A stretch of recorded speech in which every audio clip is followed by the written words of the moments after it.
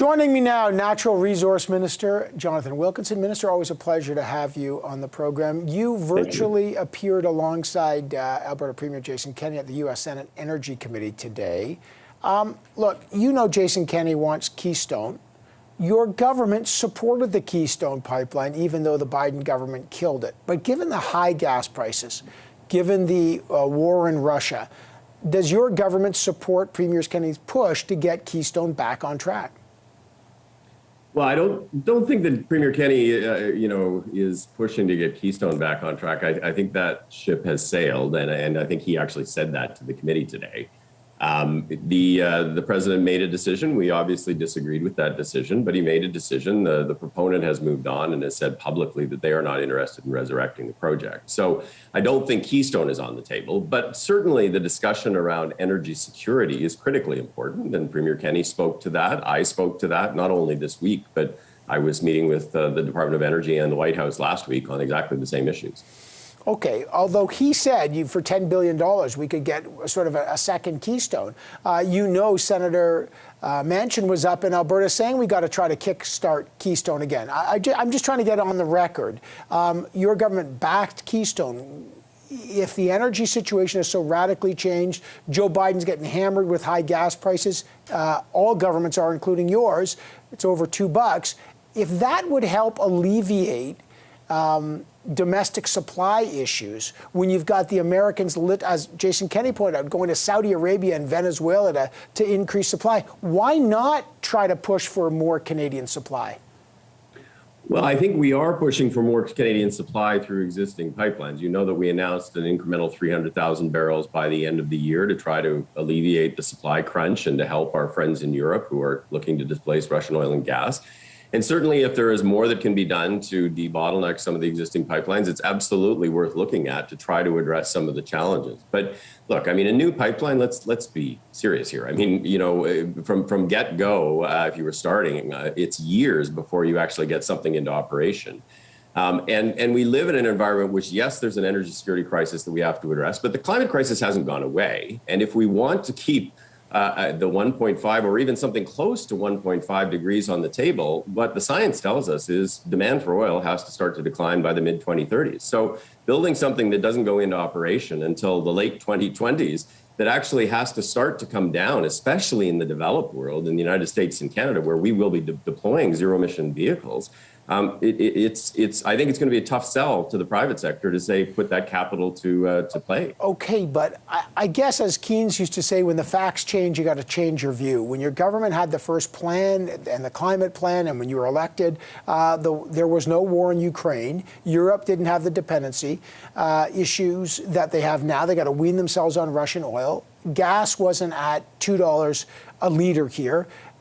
Did your government miscalculate on the cost of this transition and how hard consumers are going to get hurt? Is it still fair to say, well, pay the carbon tax, it's 13 cents more a liter in those provinces, just deal with it when consumers are saying we're getting killed out here? Is it time to have a more robust transition plan that includes more fossil fuels? Well, no, I don't think we miscalculated it. I think if you actually look at what's happened to gasoline and oil pricing, it is a function of the invasion of Ukraine by Russia. And so we have a short to medium term issue here that we have to look at, which is trying to find ways to replace Russian oil and gas, which Canada is absolutely doing. I mean, we've done that through the work that we're doing to expedite the amount of volume we're putting through the pipelines. We are looking at LNG opportunities on the East Coast to help our friends in Europe to displace Russian oil and gas. But on that note, I mean, I know we have one LNG project out in Kitimat. I understand in BC where you are right now. But your government this year killed the LNG project in Saguenay, the Energy Saguenay. That was an LNG.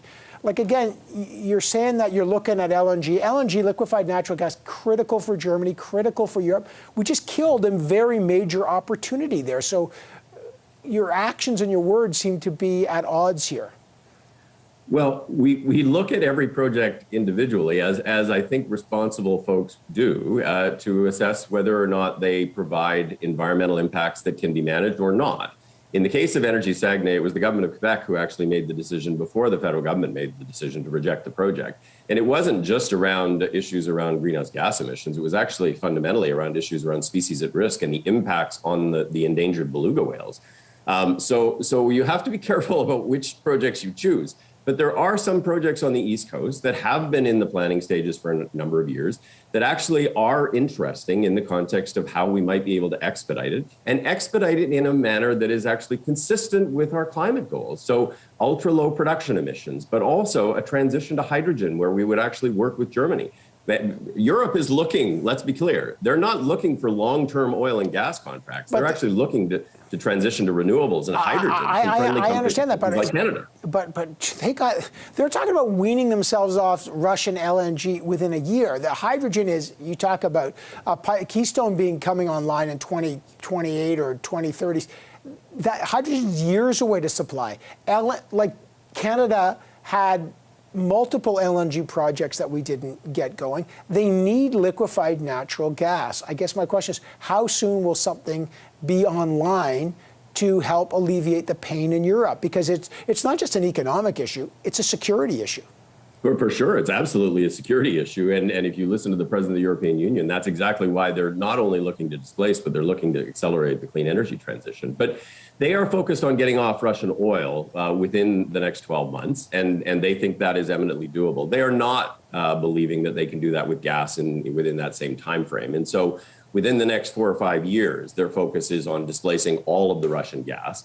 Our project, if in fact it were to proceed, could meet that time frame, and it could meet that time frame in a manner that actually would enable them again to make the transition to hydrogen. And let's be clear about hydrogen, Evan. I mean, there are projects right now that are being investigated by Europe in Canada that would look to actually start to deploy hydrogen in those countries in 2024, 2025. So we're not that far away.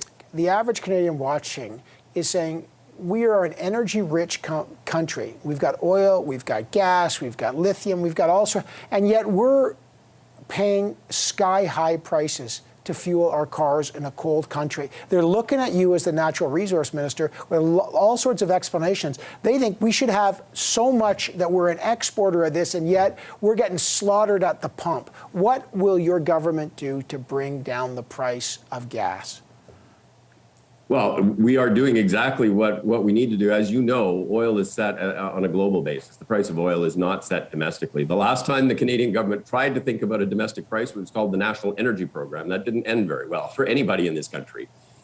So the focus is on ensuring that we're actually addressing the issues of supply. And that includes the 300,000 additional barrels that we will be expediting before the end of the year. It also is part of helping our friends in Europe transition away from the use of oil and gas. And that's exactly what we're going to be talking about next week when I'm in Berlin with my G7 counterparts, is how do we actually help them to do that more quickly? Well, I think speed is the politics of this, is speed, because people are feeling it. Minister Wilkinson, always a pleasure to have you on the program. Thank you. Thank you very much.